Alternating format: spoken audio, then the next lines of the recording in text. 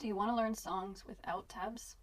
Here's how to start transcribing by ear, even as a beginner. Say you hear a song and you're really excited to learn how to play it. How do you go about learning it without the use of tabs? Here are a few of my tips to help you get started. Tip number 1 is to start with the bass note of a song. Let's build out a chord progression here.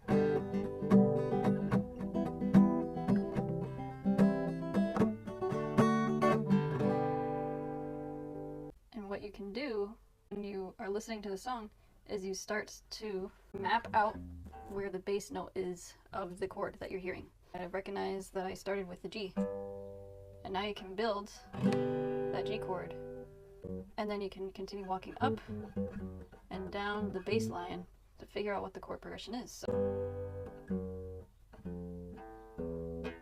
okay, that sounds right. And it is right, we have an E minor.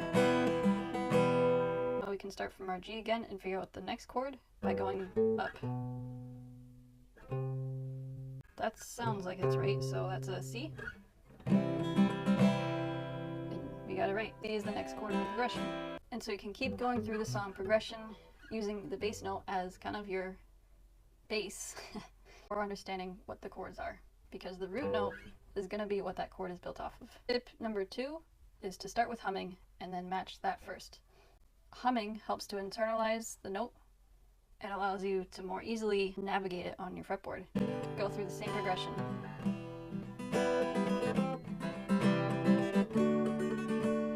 We never figured out what that last chord is.